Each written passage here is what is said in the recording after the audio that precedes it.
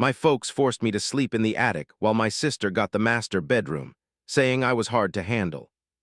When they lost their home and pleaded to move in with me, I pointed them to their new room, which was the same attic with the same dripping roof. It's weird how memories can just pop up out of nowhere. I was looking over property listings in my office when my phone vibrated with a number I didn't recognize. Normally, I let unknown calls go to voicemail, but something made me answer this time. Perhaps it was because I had just driven through my old neighborhood while showing a house. Or maybe it was just one of those weird little quirks of fate. "Easton, dear, is that you?" My mother's voice sounded exactly the same as it had been in the 8 years since I last spoke to her. That same overly sweet tone that used to hide so much negativity. I leaned back in my chair and instantly felt like that kid again, age 12, standing at the bottom of the attic stairs with my boxes. "Yes, this is Easton," I responded, keeping my tone calm like I would with clients. "Oh, thank heavens." I could hear the relief in her voice. Then I heard sounds like muffled sobbing. We require your assistance, sweetie. Your father and we've lost the house." I shut my eyes, and the day they moved me to the attic came back to me. It had been right after Harper, my sister who was 2 years younger, had turned 10. Mom had gathered the family for a meeting in the living room, the one with the big bay windows where I always held our book club get-togethers at my place. My dad would be in his leather recliner, and Harper would be on the arm of my mom's chair, already sporting her self-satisfied grin. "Easton, honey," Mom had said, using that same gentle tone she just used on the phone. "Now that Harper's getting older, she needs her own room to develop into a young woman. We've chosen for her to have the master bedroom, and you'll move to the attic. It's actually bigger, you know. You should appreciate the additional space." I recall just standing there, glancing back and forth between them. My dad's firm look, Mom's forced smile, Harper's barely hidden excitement. The master bedroom had been my space since we'd moved into the house when I was 6. Truthfully, it wasn't the biggest bedroom. That would have been my parents' room, but my room had an attached bathroom and a view of the backyard that I adored. "But what about your room?" I'd wondered, looking at my parents. "Why doesn't Harper have that one?" "Don't be unreasonable, Easton," Dad had barked. "This is what's best for the whole family. Your sister needs suitable arrangements. The attic is totally acceptable. I've already put in some insulation and an air conditioner." That was the beginning of the story that would stay with me throughout my teenage years. "Easton is being difficult." When neighbors asked why they saw me going up the pull-down attic steps with my school backpack, my parents would sadly shake their heads. "Easton, going through a tough time." He absolutely insisted on moving up to the attic. You know how it is with young people, they need their own territory. We were just trying to be good parents. The attic wasn't exactly ideal, though. The window air conditioner barely worked at all, which meant I was drenched in sweat on hot summer nights and freezing cold when winter came. The roof had leaks in 3 different places, and my well-placed buckets would start their familiar song every time it rained. Because the ceiling sloped, I could only stand up straight in the middle of the room, and the single, dangling light bulb made weird shadows that took ages for me to adjust to. At the same time, Harper was doing great in my old room. She had new furniture and a new coat of paint, pale purple, which she loved, and she always got what she needed as she got older. When she decided she needed a vanity, she got it. When she required a larger desk for schoolwork, one materialized. If she grumbled about the old carpet, it was replaced within a week. I put my energy into what I could manage. I was a dedicated student, got a part-time job when I was 16, and I saved every single cent I earned. The attic was my driving force. Every single drip of water from the roof was inspiration for me to do well in life. I got accepted to a good college, earned a partial scholarship, held a job while going to school, and eventually earned a degree in real estate development. The humor of that wasn't lost on me. Now, at age 35, I own a booming real estate business. I reside in a stunning house that I purchased and updated myself, and I've deliberately built a life where I feel like I'm running my own domain. The last time I was with my relatives was when we laid my grandma to rest 8 years back. Harper had really pushed me to get over the past, and Mom kept making little remarks about how great I was doing, despite everything I'd gone through. "My bank is taking my house." Mom kept talking on the phone, her voice starting to break. "We've done everything we could, but we have no place to go, even just for a little while. Harper's apartment is way too tiny, and well, you have that huge house all to yourself. I glanced around my office at the awards I'd earned, at the pictures of homes I'd helped people buy and sell. Accomplishment had been my way of getting even, but now it seemed life was giving me something much more direct. Actually, I said, and I was shocked at how composed I sounded, I do have a spare room. It's much larger than a typical room. You really should appreciate the extra room. There was silence coming from the phone. I wondered if she heard the echo of her own words from 23 years ago. "Oh, Easton, thank you so much. We knew we could rely on you. When can we?" I interrupted. "I'll text you the address. Come by tomorrow at noon. I'll show you to your room." I ended the call before she could answer, then sat there for a long time thinking about the attic in my own house. The one I had planned to remodel this spring. It even had the same annoying leaks as my old bedroom, even though I'd already got a quote for repairs just the previous week. Isn't it strange how fate works? I grabbed my phone again and canceled the repair appointment. I held onto some secrets which I thought I might need later for a little while. It was 12:07 p.m. precisely when they got here. From my office window, I saw Dad trying to get his old Buick parked, and it took him 3 tries to get it right in the driveway. Even from where I was, I could see how they had changed over time. Mom had completely lost her hair color and Dad's usually strong stance. He was starting to hunch a bit. Harper's fancy Tesla pulled up right behind them. Naturally, she was here. The family fixer, always ready to fix things with her special way of making people feel bad and using emotional pressure. I hadn't figured on seeing her, but I wasn't shocked either. I unlocked the front door before they could even reach the doorbell. Mom immediately came toward me with her arms open to hug, something I didn't reciprocate. She lowered them in an awkward way. Her usual smile kind of faded. "Easton," she said, patting at her shirt. It was a nervous thing she always did when I was little. "Your house is lovely." "Thanks," I moved so they could come inside. "Leave your shoes right there by the door." Harper came in last, her expensive boots making noise on the floor. "Nice place." "Brother dear," she said, and her voice sounded like her usual tone of looking down on me and being fake happy. "It could use a woman's decorating skills." I didn't say anything about it and led them through the living room. Mom was already looking at the door to the spare bedroom as we walked by, but I continued toward the hallway that led to the back of the house. Dad gave a little cough. "Son, we really appreciate this," he said. "We're not going to cause any problems just until things improve. We just need a little while. It's just a short-term solution," Mom interjected, and she was speaking quickly. "We've already begun to look at places to live." It was the same phrasing they'd used when they moved us into the attic previously. "It's only a short-term thing. You'll hardly know they're there. It's not that awful." I paused by the fold-down attic stairs, reaching up to grab the pull cord. "Your room is up here," I said as I pulled the stairs downward. The stairs groaned loudly. I hadn't oiled them, and there was a reason. The stillness that came afterward was almost unbearable. Harper was the first to break the silence with a harsh laugh. "You're kidding, right? Mom and Dad cannot stay in an attic. They're in there sick." I turned and faced them. "The attic is totally fine," I insisted. I'd already installed insulation and a window air conditioner. Dad's own words from a long time ago echoed back after all these years. Recognition passed across his face. "Now, Easton," Mom began, her voice adopting that fake sweet tone I remembered so well. "Don't be difficult." "Were your asterisk parents difficult?" I questioned softly. It was like when I was being difficult at 12. When you told Mrs. Peterson I was just going through a phase when I was carrying my mattress up these exact same stairs. "That was different," Dad interjected. "You were a child. We made choices based on what was best for the family. And now I'm an adult and I'm making choices about my house. The guest room is now my home office. The attic is just what's available." Harper stepped forward. Her cheeks were red. "This is absurd," she stated. "You're still holding on to childish resentments."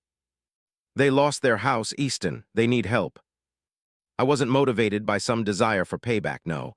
I held her stare, unwavering. "You're right, Harper, they do require assistance, and I'm assisting them. This attic area is actually more spacious than a standard room. They really ought to be appreciative of the additional room." My mother's complexion lost its color when I repeated her precise phrasing back to her. My father's hands curled tightly into fists before immediately opening, a clear indicator of his often hidden rage, which I remembered from a long time ago. "I'm going to prove my point," I continued, beginning my ascent of the staircase. Each step groaned beneath my weight, another carefully preserved flaw. "Watch out for the ceiling.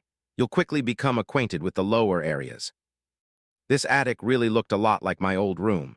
The angled ceilings, the lone light bulb suspended from a wire, and the window-mounted air conditioner, which I deliberately chose due to its inconsistent performance. There were even strategically positioned buckets placed beneath spots where leaks were known to occur. "This is crazy," Harper announced from right behind me. "Mom, Dad, you can't live here. Come and stay with me. We'll find a solution together." "Your tiny apartment isn't even roomy enough for you," I stated the obvious. "Plus, you two always claimed the attic was perfectly acceptable when we were young. What's changed now?" My mom was taking in the space with a hand covering her mouth. My dad just stood there unmoving, his jaw working soundlessly. I could practically see them taking it all in. The water marks on the ceiling, the uneven floorboards. The way the warmth of summer was already making the space stifling, despite the window unit's struggles. "There's a bathroom not far from here," I stated. "You'll have to share it with any visitors." Navigating the steps could be a challenge when it's dark, but eventually it becomes second nature. I know this from experience. My mother's voice wavered a bit. "Please, you really are your parents. That's the situation we're in. And this is all they have to work with. It's just like the attic was the only option for me." I started walking back down the steps. "I'll let you get situated. If you want to eat with me, dinner will be at 6. Otherwise, you're free to eat upstairs." I frequently did that. Harper trailed behind me, grabbing my arm at the bottom of the staircase. "You're being insensitive," she whispered. "Even though they weren't perfect, they provided us with a good life." "They provided *you with a good life." I corrected her. "I had the attic. Now they get to understand what that was like." I gently pulled her hand off my arm. "Feel free to visit them whenever you want. Maybe bring them a makeup table or a new desk, to help meet their expanding needs." I went off, leaving Harper looking after me and the noise of movement overhead. Coming through the ceiling, I heard the regular pattern of creaks and groans, the sounds I'd lived with for 6 years. Those same noises had been with me during my homework sessions, my private cries, and when I was thinking of escaping. A huge bang, succeeded by my mom's quiet "sorry," made me smile a little. They were already discovering the low ceiling. It seemed some things are best learned firsthand. I settled into my office, the one with the big window overlooking the garden, and opened my laptop. The sound of their feet continued as I worked. My folks were checking out their new place to live. Outside, it started to drizzle, and I was just biding my time until they found their first roof leak. Some situations, it seems, repeat themselves in life. This is the last report. It's been 3 months since my parents settled into the attic. For 3 months, I've been observing them going through the exact same things they made me endure, but with one important change. They're in their 60s now, not kids of 12. That first month went exactly as I thought it would. Mom tried her best to keep up appearances, acting like everything was okay when we'd cross paths in the corridor. Dad was mostly silent. His ego got a bit bruised every time he had to crouch under the low beams on the ceiling. Harper was a frequent visitor, bringing them what they needed and giving me those looks of disapproval. But it was that second month that really got interesting. It started with a heat wave. The old window air conditioner worked the way it was designed, which is not very well. On one extremely hot Tuesday, I walked in to find Dad trying to fix it, his shirt completely drenched with sweat. "Need a hand?" I asked as I stood at the top of the stairs. He just grunted, messing with the controls. "How do you even handle this thing? It seems designed to not work," he said. "I didn't manage it." I sweated through my sheets every single night when I was a 13-year-old. I stopped there for a second, watching him work. It was just like how you're doing right now. The day after, I heard Mom on the phone with Harper, grumbling about a leak that wouldn't quit right next to their bed. "We have to shift the mattress anytime it starts to rain," she said. I heard her speaking softly, not knowing the sound traveled through the vents, much like I overheard them talking about my rebellious period years before. "Just move out," Harper retorted sharply. Her tone was so clear through the phone. "This is insane. He's trying to make you suffer. Where would we go?" My mom's voice wavered. "We can't afford anything at the moment." "The bankruptcy?" I couldn't help but grin, recalling all the times they'd told me to appreciate having my own room when I complained about the way it was. Now they were stuck in a situation of their own making, because of money issues combined with ego. The final straw arrived during a terrible storm last week. The intentional leaks I'd kept going became small indoor waterfalls. Around midnight, I heard them rushing to get buckets in place. Then my dad muttered a curse after smacking his head on a beam. I waited until I recognized Mom's distinct sound of upset, the same little gasp she'd make when something disrupted her picture-perfect world, before I went upstairs. It was exactly as I'd hoped. They were standing among a collection of buckets, water steadily dripping from 3 different places in the ceiling. They had moved their bed to an odd position to keep it away from the biggest leak, and their few belongings were crowded in the one dry area. "Everything all right up here?" I asked, using the words Mom would say to me during storms. They both looked at me. In the faint light from the one light bulb I could see. Their faces were etched with fatigue. Defeat was evident, as was their comprehension of the situation. "Easton," Mom began, her voice unsteady. "I believe we have to have a conversation. Concerning the leaks, I propped myself against the doorway. They aren't so terrible. You adjust to them." "No," she murmured, "about everything." Dad slumped onto their bed. The mattress springs groaned under his weight. "We made a mistake," he stated plainly. The words just lingered there between us, battling the constant sound of water dripping into metal buckets. "Did you?" I kept my tone even. I believed the attic was actually pretty good. In fact, it was larger than a normal bedroom, or so I thought. "Quit it," Mom blurted out, tears joining the rainwater on her face. "We know what we did. We just never truly grasped what it was like up here." 6 years, I said softly. I lived up here for a total of 6 years while Harper got the big bedroom. 6 years of them explaining to everyone that I was being hard to deal with when I complained about the temperature, the cold, and the leaky roof. "You can't alter what's already happened," Dad said, his voice raspy. "But this whole experience has made it clear what we put you through. We were mistaken, buddy, seriously mistaken, and we regret it. I truly examined them. My mom, usually so put together but now a mess, her fancy outfits swapped for everyday clothing that could handle the attic. My dad, usually so bossy, was humbled from constantly having to avoid the low beams. Regrets don't solve problems, I finally said. However, it's a beginning. I reached into my pocket, getting out a set of keys. "The little guest house in the back. It's been prepared for a month now. A bedroom, a private bathroom, working air conditioning, and no leaks." They appeared puzzled at first, and then realization dawned. You had a place for us this entire time," Mom inquired. "I needed you to grasp the situation beforehand. I threw the keys to Dad. Move in tomorrow. However, just remember this is temporary, only until you get yourselves back on your feet. And this time, I really mean it." I began to walk away, but then stopped. "And the contractors are arriving next week to mend the leaks and completely redo the attic. I'm transforming it into a real living area because no one should have to live like this. Not a kid, and certainly not their parents." As I went down the stairs, I heard Mom beginning to cry, but those weren't her usual tears designed to manipulate. They were the sound of somebody who had finally understood the impact of what they had done. When I woke up the next morning, Dad was already in the process of moving their stuff to the guest house. He worked quietly, carefully, giving me a nod as I left for work. Coming home that night, I saw Harper's car parked out front. She was already in my kitchen with 2 mugs of coffee placed on the counter. "You had the guest house prepared the entire time," she stated. It wasn't posed as a question at all. "That's right. You wanted that," I replied.